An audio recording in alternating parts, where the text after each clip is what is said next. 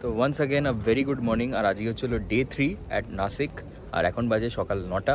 তো আজকের প্ল্যানটা আপাতত একটু ডাইসি। আমরা সুলা যাব, যেটা হচ্ছিল একটা ওয়াইন ম্যানুফ্যাকচারিং কোম্পানি। তো ইয়েস, এখন আপাতত যাই, ব্রেকফাস্ট খাই, তারপর দেখা হচ্ছে তোমাদের সাথে সুলাতে। তো মোটামুটি 35 মিনিট ট্রাভেল করার পর গিয়ে আমরা পৌঁছালাম সুলা। নাসিকের এই সুলা ওয়াইনিয়ারটা কিন্তু বেশ অনেকটা জায়গা জুড়ে।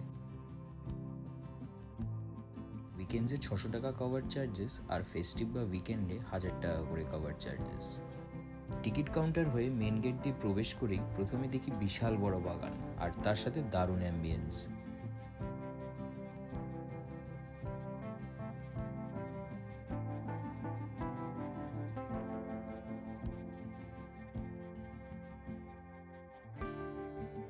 জায়গাটা একটু ঘুরেই প্রথমে চলে গেলাম ওদের ব্রিফিং হল রুমে, যেখানে সুলা ওয়াইনিয়ার্ডের হিস্ট্রির ব্যাপারে অনেক কিছু জানতে পারলাম।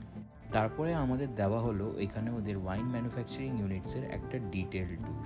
Okay, so when we are talking about the wine making process, we follow 5 basic steps. So the first is harvesting, second is crushing and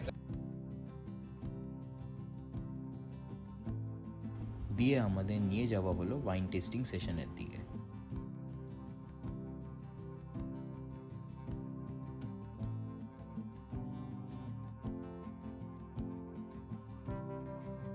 সুলা থেকে বেরিয়ে তারপরে আমরা গেলাম এক জায়গায় মহারাষ্ট্রের কিছু লোকালি কুকড লাঞ্চ ট্রাই করতে।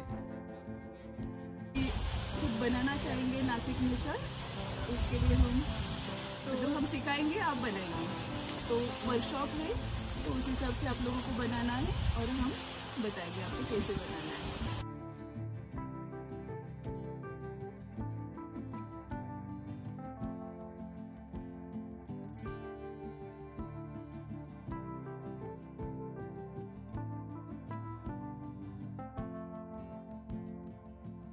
আশেপাশে বিশাল বড় জায়গা জুড়ে ছিল আঙুর, ক্যাপসিকাম ও আরও নানা রকমের শাকসবজির চাষ।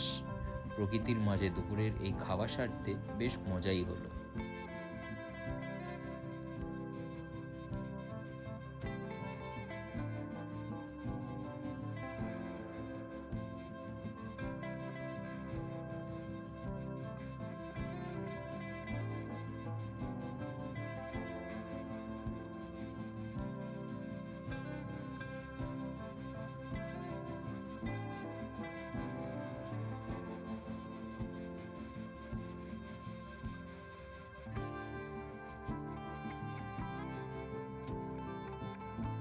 The Maharashtra tourism finally comes to a and.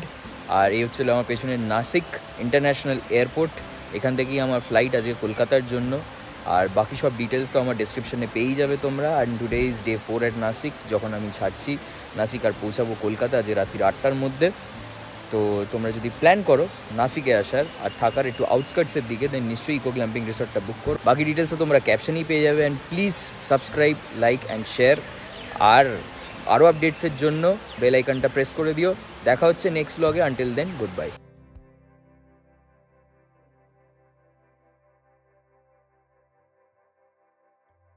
যদি ভেবে থাকো যে আমার যাত্রা শেষ, তবে কিন্তু একদমই ভুল। Nashik to Kolkata direct flight না থাকায় ট্যুরিজম থেকে আমাকে লেওভার ফ্লাইট বুক করে দেওয়া হয়েছিল। আমার লেওভার ছিল 4 ঘন্টার হায়দ্রাবাদে। লেওভারে এই 4 ঘন্টা খিদে পেয়ে যাওয়ায় আমি চট করে এয়ারপোর্ট থেকে নিয়ে নিলাম ইলেকট্রিক বাস। তো এবার ব্যাপারটা হচ্ছে, তোমাদেরকে টাটা তো বলে দিলাম, কিন্তু একটা ব্যাপার যেটা হচ্ছে আমার হায়দ্রাবাদের লেওভার। তো এবার লেওভার যখন পড়েছে আমার 3 থেকে 3.5 ঘন্টার কিন্তু লেওভার আছে এখানে আমার। আর এখন যাব এখানকার হায়দ্রাবাদি বিরিয়ানি ট্রাই করতে। অনেক শুনেছি এর ব্যাপারে। তো চলো এখান থেকে বাস ধরবো, ধরে যাওয়া যাক শামসাবাদ, যার ভাড়া 100 টাকা। আর সেই বাস আমাকে ছেড়ে দেয় হচ্ছে শামসাবাদ, যা হচ্ছে এয়ারপোর্ট থেকে মাত্র 20 মিনিট। তো আমার সামনে যেটা দেখতে পাচ্ছ সেটা হচ্ছে হায়দ্রাবাদের এখানে শামসাবাদ। এখানে আলাদা আলাদা দোকান রয়েছে। এবার এটার মধ্যে যে কোনো একটাতে ঢুকে আমি ভাবছি যে প্যারাডাইস বিরিয়ানি যেটা, সেখানে ঢুকে একবার এদের এখানকার বিরিয়ানিটা ট্রাই করি। চলো যাওয়া যাক। তো এই আমরা পৌঁছে গেলাম প্যারাডাইস বিরিয়ানি। এদের কলকাতাতেও আছে আউটলেট। তো এবার চলো ঢোকা যাক আর খাওয়া যাক। নেবেই চোখে পড়লো হায়দ্রাবাদের প্যারাডাইস বিরিয়ানি।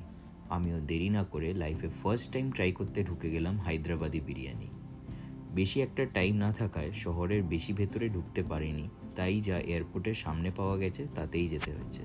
বিরিয়ানির দাম ছিল 300 থেকে 350-র মধ্যে, তবে চিকেনের পিস কিন্তু অনেকটাই ছোট ছিল।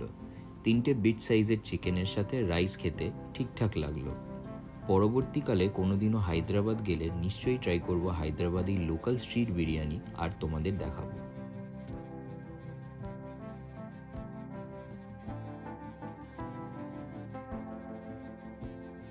যতটা যা বুঝলাম কলকাতার ওপরে কোনো বিরিয়ানির জায়গা নেই, সেটা সত্যি। মধ্যমগ্রাম বলো বা কলকাতা বলো, দুটো জায়গায় কিন্তু বিরিয়ানির জন্য খুবই ফেমাস। কিন্তু এখন আমি হায়দ্রাবাদে এসে পুরোপুরি বুঝে গেলাম যে না, ইস্ট আর ওয়েস্ট কলকাতার বিরিয়ানি ইজ দ্য বেস্ট।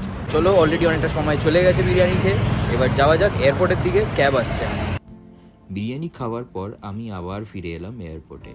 হাতে খুব একটা টাইম ছিল না, তাই আর ইলেকট্রিক বাসের অপেক্ষা না করেই বুক করে ফেললাম ক্যাব, আর পৌঁছে গেলাম খুবই অল্প সময়ের মধ্যে এয়ারপোর্ট।